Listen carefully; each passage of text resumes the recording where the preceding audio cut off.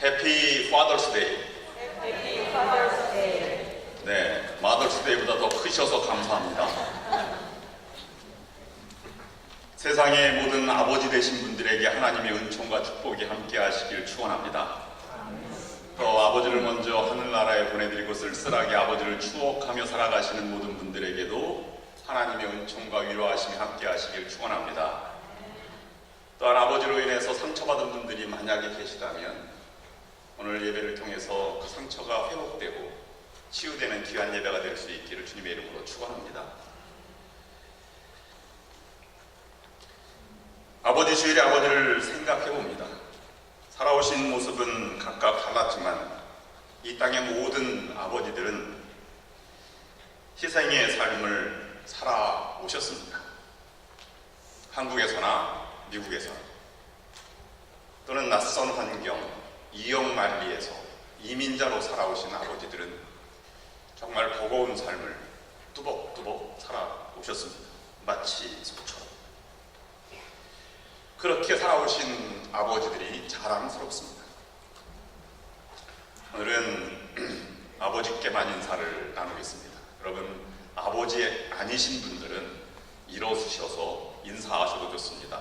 주변에 아버지들이 계시면 당신이 자랑스럽습니다. 이렇게 인사를 하시길 바라고, 아버지들은 그렇게 봐주시니 감사합니다. 이렇게 받아주시면 감사하겠습니다. 자, 함께 시작.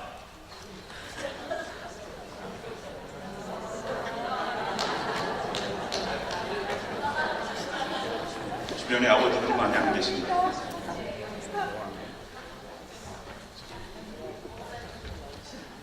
네, 예배의 분위기 자체도 어머니 주일과는 확연히 틀립니다. 한국에서는 어버이 주일로 그냥 동시에 지키지만 미국에서는 따로 있지 않아요. 어머니 주일날은 음식도 장만하고 꽃도 달아드리고 노래도 부르는데, 아버지 날은 꽃도 없고 음식도 준비하지 않고 노래도 안 부릅니다. 그만큼 아버지가 소외되고 있는 것은 아닌지 생각해 봅니다.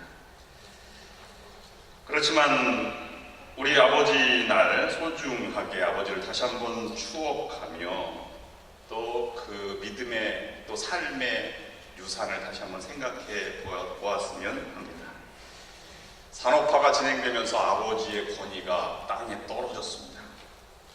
권위가 무너진 지 오래되었습니다.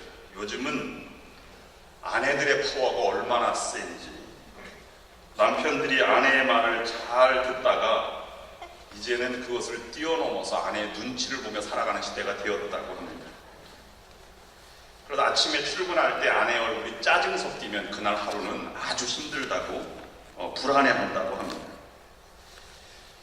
아버지들의 권위를 가정에서부터 세워주시기를 이 연사 강하게 간절히 부탁하는 바입니다. 여러분,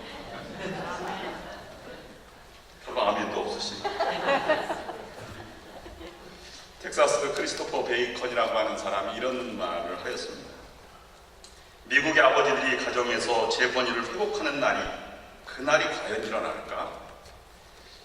만약에 그날이 일어나면 세계의 굶주림을 없애지는 못할지라도 몇몇 가정들이 절대 빈곤 이하로 침몰하지는 않을 것이다. 만약 그날이 일어난다면 중동 지역의 평화는 가져오지 못한다 할지라도 거리의 갱단 소굴에서 자녀들을 보호할 수는 있을 것이다. 인구의 각종 문제는 다 해결할 수 없을지라도 적어도 10대 임신모는 방지할 수 있을 것이다. 그렇게 말을 하였습니다. 오늘 이 시대의 급선무는 가정에서부터 아버지의 권위를 회복하는 일일 것이다 생각을 합니다. 그런데요, 아버지가 아버지다워야 말이지, 권위를 스스로 찾아야지 어떻게 세워줄 수 있습니까? 라고 반문할 수도 있을지 모르겠습니다. 또 그럴 것이 일반적으로 아버지에 대한 가정에 대해 기억과 인상은 그리 감동적인 것만 있는 것이 아닙니다. 기독교 가정사역원에서 나온 자료에 의하면 이 10대 자녀들에게 미친 아버지상을 쓰라고 했더니 이렇게 썼습니다. 잔소리만 하는 아빠, 술 먹고 들어오는 아빠, 늘 바쁜 아빠, 낮잠만 자는 아빠, 쪽팔리는 아빠, 어디 간다면서 거짓말하는 아빠, 독재적인 아빠, 열받으면 식구들을 괴롭히는 아빠, 많이 드셔서 배가 불룩 나온 아빠, 자기 일은 자기가 하라면서 맨날 소주 사오라고 신분을 시키는 아빠, 과속을 하는 아빠, 한 번 때리면 죽도록 때리는 아빠, 공부 잘하는 아이들하고만 놀라고 하는 아빠, 내가 TV만 보면 마음대로 채널을 바꾸는 아빠. 저도 몇 개가 포함되어 있어서 참 찔리는 부분도 있습니다. 있는 그대로 아버지를 인정하고 받아들이고 세워주면 안 될까요? 저도 아버지께서 작년에 세상을 떠나시고 나니 그립습니다. 일반적으로 나이에 따라 아버지 상이 많이 바뀌죠. 4살 때는 아빠는 슈퍼맨이야. 무엇이든지 할 수 있어. 7살 때는 아빠는 아는 것이 정말 많아. 모르는 게 없지. 8살 때는 아빠와 선생님 중 누가 더 높을까? 12살 때 아빠는 모르는 것이 많아. 14살 때 우리 아빠는요, 저하고는 달라요. 옛날 사람입니다. 25살 때 아버지를 이해하긴 하지만 기성세대를 갖습니다. 30살 때 아버지 의견도 일리는 있기는 해. 40살 때 여보, 우리가 이 일을 결정하기 전에 아버지께 의견을 물어봐야 되지 않을까? 50살 때 아버님은 훌륭한 분이셨어. 60살 때 아버지는 위대하셨어. 영웅이셨어. 아버지께서 살아계셨다면 우리에게 큰 조언을 했을 텐데. 우리는 육신의 부모를 닮아가게 되어 있습니다. 그것이 우리의 유전이지. 내가 아버지를 닮아가듯이 우리 아이들도 아버지를 그렇게 닮아가게 되어 있습니다. 그러니 아버지 되신 분들은 더욱더 조심하셔야 될 것입니다. 또 자녀된 분들도 그런 아버지를 그냥 인격적으로, 인간적으로 받아 주어야 할 것입니다. 아버지를 닮았다. 이것을 내자로 말하면 부전자전입니다. 여자아이에게는 모전여전이 되겠지요. 아주 이거 나쁜 말로 말하면 그나물의 그밥이라는 표현도 씁니다. 여러분들이 아는 전문 용어로는 붕어빵이라고 말을 하죠. 저는 어릴 때 누님들과 또 고모님들에게 야, 너는 어떻게 이렇게 할아버지 똑 닮았냐? 이렇게 많이 들었습니다. 근데 요즘 우리 아이들에게 아빠는 할아버지랑 왜 똑같아요? 이렇게 또 아이들이 얘기를 합니다. 아버지 자식이니 닮아갈 수밖에 없는 것이죠. 손자들을 보면 더 신기하다고 하지 않습니까? 내 자식도 아니고 내 자식의 자식인데 어떻게 그렇게 신기하니 똑같다 이렇게 표현들을 많이 합니다. 여러분, 붕어빵, 붕어를 닮았지요. 그러면 붕어빵에는 붕어가 있을까요? 없을까요? 붕어가 없습니다. 그러면 붕어빵은 붕어빵일까요? 아닐까요? 붕어빵이 아닙니다. 정확히 말하면 붕어를 닮은 빵입니다. 붕어가 들은 빵은 아니지만 붕어빵보다는 사람들은 진짜 붕어가 들어간 음식을 더 좋아합니다. 붕어 매운탕, 붕어찜. 요즘은 붕어가 잡히지 않아서 먹어볼 수 없다고 하지만 그렇습니다. 닮아간다는 것은 외형적인 것만 닮지 않습니다. 우리의 문화와 언어와 식습관과 인격과 신앙도 닮아가는 것이지요. 여러분, 어릴 때 고기 먹어보기가 어려웠습니다. 여러분들은 더 어렵겠죠. 6.25를 겪으신 분들 앞에 제가 번데기 주름 잡는 격이 되었습니다만은 저도 보릿고개를 했다는 경험을 했습니다. 새쌀이 나오기 전에 보리로 이렇게 연명을 할 때도 있었지. 여러분 다 아시다시피 저희 부모는 베드로입니다. 어부라는 말이죠. 그래서 주변에 농사를 주변 땅에 짓고 그 다음에 서해바다에서 나온 해산물로 생계를 이어왔습니다. 그래서 해산물이 흔했습니다. 굴과 꽃게, 소라, 조개, 바지락 이런 것을 물리도록 먹었습니다. 보릿고개가 되면 5월달이니까 꽃게가 잡히는 시절이 되죠. 엄마가 이렇게 말합니다. 오늘은 저녁은 꽃게다. 그 말이 요즘 같으면 와 하지만 그때는 그렇게 싫었습니다. 오늘 또 꽃게야? 자라고 보니 그렇게 물리는 것이 제일 좋아하는 해산물을 제일 좋아하게 되었어요. 그런 사람으로 이어받은 것이지. 우리 대한 한국인들은 김치 없이는 못 살아갑니다. 본능이죠. 누가 김치를 먹어보려고 노력해서 김치를 먹어본 사람이 있습니까? 그거 어릴 때부터 먹었으니까 그것이 맛있는 음식이 된 것입니다. 육신의 부모를 뼛속까지 닮아가도록 되어 있다면 우리의 영적으로는 하나님을 닮아가도록 창조되었습니다. 이것이 하나님의 뜻입니다. 하나님을 잘 이해하고 잘 알고 믿고 따르는 사람이 없습니다. 우리가 적어도 우리 인생을 보람되게 살아야지, 나는 정말 의미 있는 삶을 살아야지 라고 하는 그 자체 속에 하나님은 이미 하나님의 형상을 닮아가도록 우리를 만드셨다고 하는 것이지. 보이지 않는 하나님을 어떻게 닮아갈 수 있겠습니까? 그래서 하나님은 우리의 눈에 보이도록, 음성이 들리도록 말씀으로 예수님을 보내주셨고, 예수님을 통해서 하나님을 닮아가도록 우리를 초청하고 계신 것이지. 믿음 생활이라고 하는 것은 예수 그리스도를 묵상하고 닮아가는 과정이다. 그렇게 말씀드릴 수 있을 것입니다. 초대교인들은 예수님을 묵상할 때 예수님이 하나님을 닮았다 이렇게 묵상하지 않았습니다. 하나님과 예수님은 똑같다 이렇게 묵상하였습니다. 예수님을 그래서 삼위일체 하나님의 성자 하나님이라고 고백하고 있는 것입니다. 오늘 본문 말씀은 그 성자 하나님이 하나님의 이 하나가 되었다라고 하는 것, 그것과 생명도 있고 심판도 있고 부활도 있고 모든 것을 이양받았다. 그러므로 똑같다. 이렇게 우리에게 말씀해 주고 있는 것입니다. 하나님과 나는 하나다라고 하는 사실 가운데 조금이라도 의심하면 이단이 되는 것이죠. 초대교회가 그 논쟁이 치열하게 벌어지지 않았습니까? 호모 이오시우스, 하나님과 예수님은 유사 거의 똑같은데 조금 다르다, 유사 본질이다. 이래서 이단으로 아리우스가 처단되지 않았습니까? 호모우시우스, 하나님과 이 예수님은 동일 본질이다 라고 하는 것이 정통으로 받아들이고 있는 것입니다. 하나님과 예수님이 하나이시다 라고 하는 것에 오늘은 19절 말씀에 그 일을 내가 한다, 생명을 이어간다 라고 말하고 있고, 오늘 본문 앞절 17절 말씀에도 하나님께서 일하시니 나도 일한다 그렇게 말씀하시고 그 일을 이루시는 예수님의 모습을 봅니다. 어떻게 보면 아버지와 비슷하다 이렇게 묵상을 해보았습니다. 누가 알아달라고 그 일을 하신 것도 아닙니다. 인정받으려고 한 것도 아닙니다. 해야 하니까, 인류를 구원하기 위해서 하나님이 보내셨으니까, 이 일을 맡기셨으니까 그 일을 하신 것입니다. 요한복음서에 보면 예수님은 사람을 의지하지 않습니다. 사람 속에 무엇이 있는지 아시는 예수님께서는 사람들이 무엇을 어떻게 해줄 것인가를 전혀 기대하지도 않았습니다.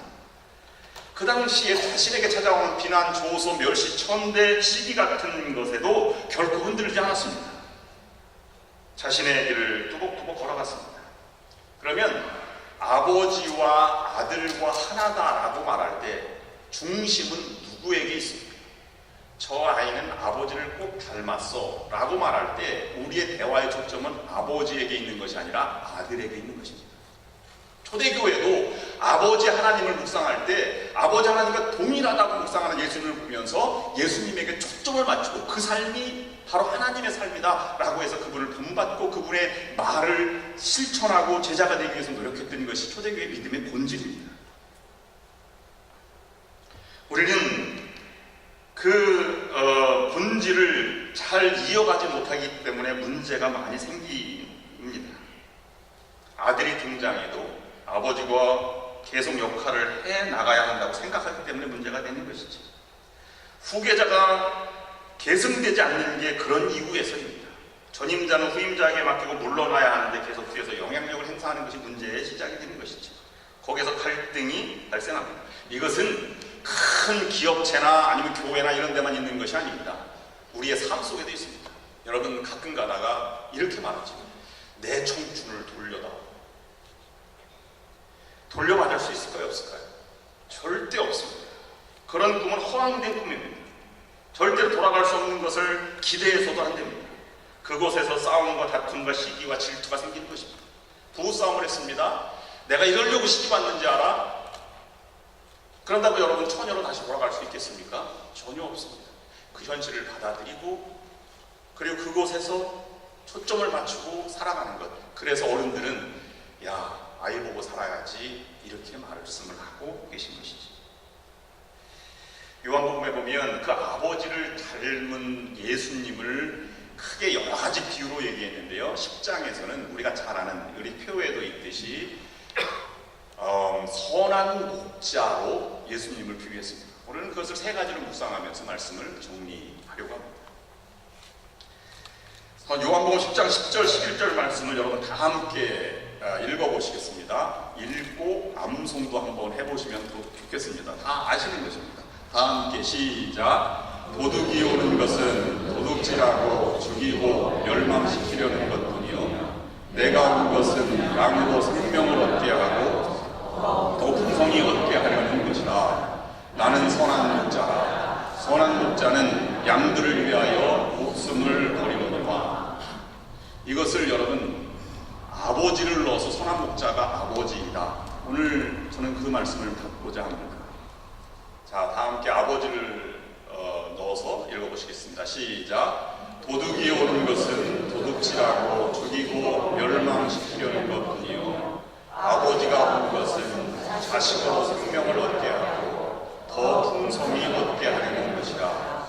아버지는 선한 목자라. 아버지는 자식을 위하여 목숨을 버리거니와. 어떻게 그렇게 딱 맞는지 모르겠습니다. 적어도 선한 목자다 하는 것 보면 아버지의 이미지가 들어와 있습니다. 무뚝뚝하셨지만 한 가정을 이끌어오셨고 책임이 무거운 만큼 행동도 입도 무거우셨던 아버지입니다. 나는 선한 목자라고 하는 것에는 아버지 두 가지 이미지가 포함되어 있습니다. 첫 번째로는 양들의 이름을 부른다. 두 번째는 목숨을 버린다는 것이지. 첫째, 선한 목자는 다가오는 이에게 절대적인 가치를 부여한다는 특징이 있습니다. 주님은 우리에게 먼저 다가오셨죠. 우리가 먼저 선택하는 것이 아닙니다. 만났기 때문에 만나는 것이 아니라 만나야 하기 때문에 하나님이 주님을 통해서 우리를 부르고 찾아오신 것입니다. 이 자체가 주님의 선함의 출발점입니다. 그러면 만나는 사람이 어떻게 보일까요? 사랑스럽게 보이고 인격적으로 너무 고귀하게 보이죠. 여러분, 아버지가 되는 날이 있습니다. 결혼해서 이제 첫째 아이가 태어나면 여러분 어머니는 자기가 배 아파서 낳았으니까 핏덩이가 얼마나 귀하게 느껴지겠습니까? 근데 아버지 느낌은 약간 생소합니다. 들어가서 보면 한국에서는 볼 수 없지만 미국에서는 보잖아요. 그러면 핏덩이가 나오는데 첫째 아이가 태어나면 젖살이 오르지 않았기 때문에 쭈글쭈글합니다. 묘한 감정이 들어서 그 아이를 보면서 이렇게 생각이 들지요. 내 아이 맞나? 그러다 갑자기 내가 이 아이를 책임질 수 있을까? 이런 책임감, 부담감으로 다가옵니다. 나도 살기 버거운데 책임이 들어옵니다.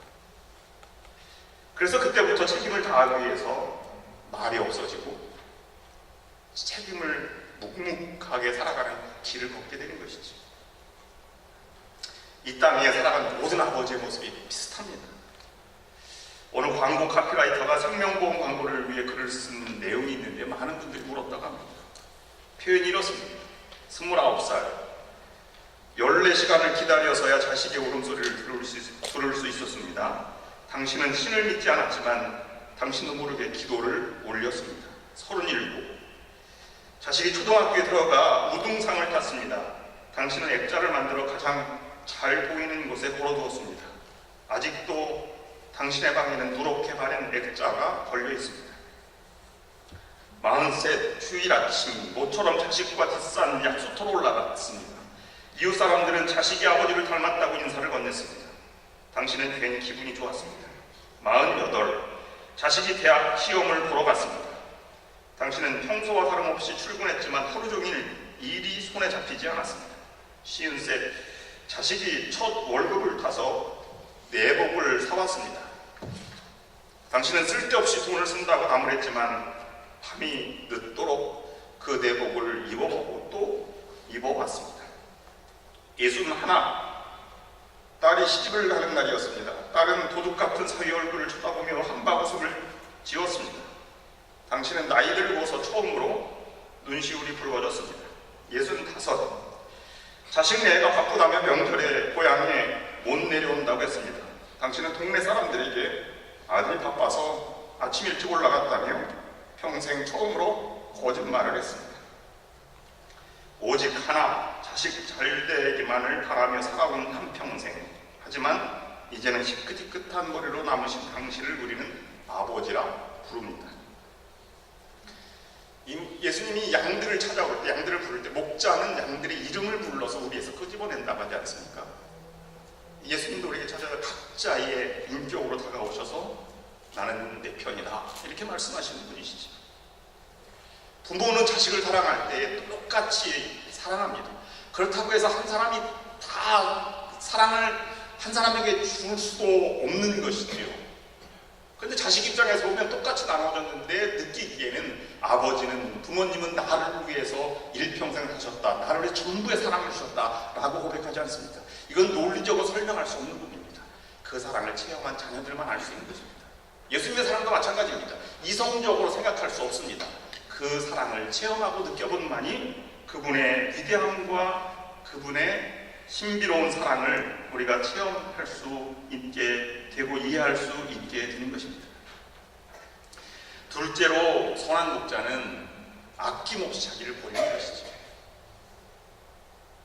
그래서 선한 목자는 양들을 위하여 자기의 목숨을 버린다 라고 되어 있습니다. 이 버린다고 하는 것은 내어놓는다는 뜻입니다.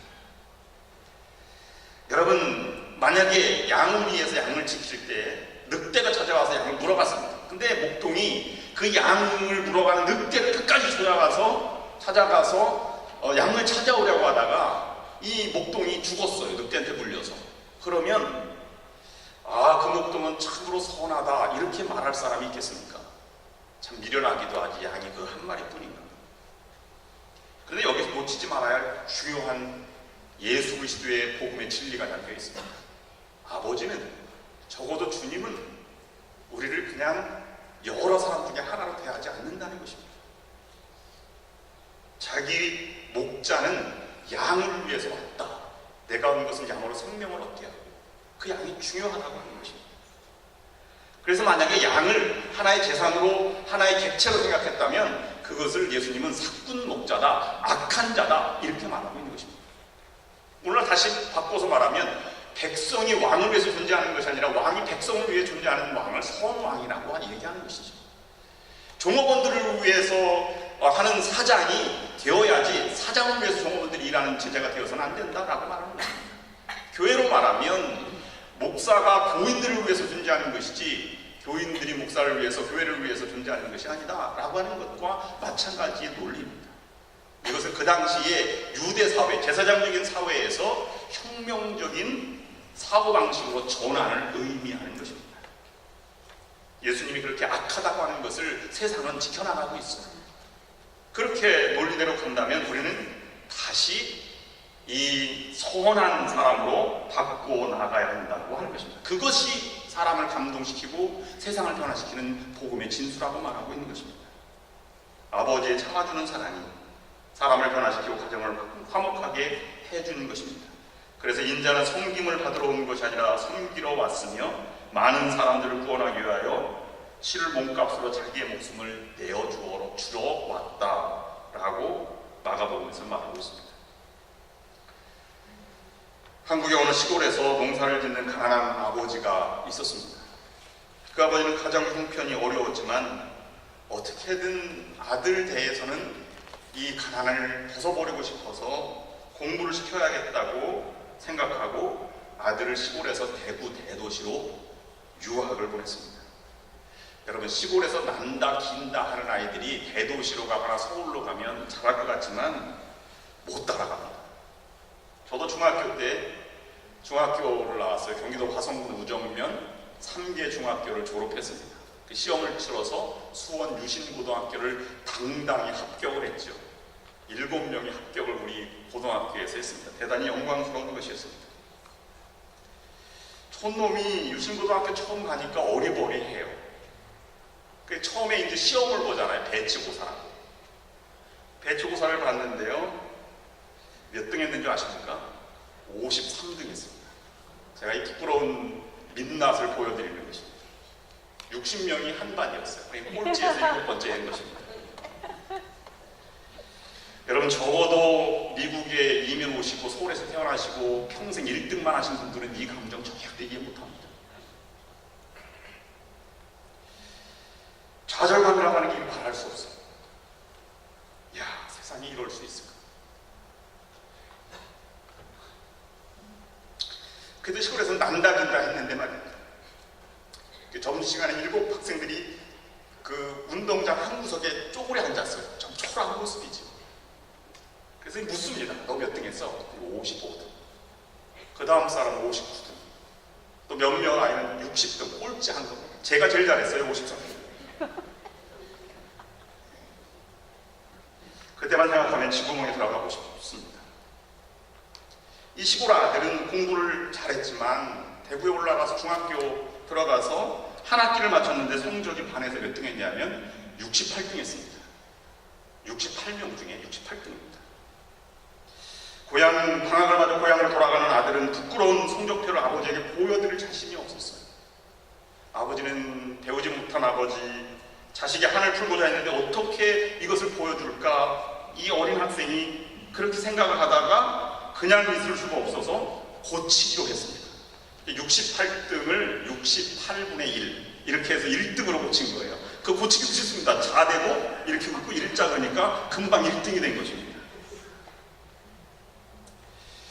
방학을 맞아 집으로 돌아왔으니까 친척들이 다 집으로 모여서 야, 네가 어떻게 잘 공부했냐 이렇게 물어봤습니다.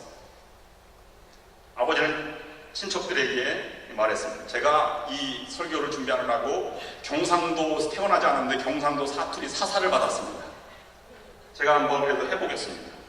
친척들이 앞에서 이렇게 말했습니다. 앞으로 봐야지 어쩌다 1등 했는가 봐 이렇게 대답했습니다. 근데 친척들은 자식 하나 잘 뒀네, 1등을 했으면 잔치를 해야지 이렇게 말했습니다. 밖에서 놀다가 다음날 집에 돌아왔더니 큰일이 났어요. 아버지가 재산 목록 1호인 돼지를 잡은 것입니다. 이 아이는 큰일 났어요. 그래서 내리가 뛰어가서 죽어버리려고 물속에 숨을 쉬지 않고 들어갔습니다. 쉽게 숨이 끊어지나요? 자기 머리를 막 때렸습니다. 내가 왜 그랬지? 충격적인 그 사건 이후로 그 아들은 완전히 다른 아이가 되었습니다. 17년이 지난 후 아들은 대학 교수가 되었습니다. 중년이 된 날 45살 되던 해에 부모님 앞에 33년 전에 이 일을 사과하려고 이야기를 꺼냈습니다.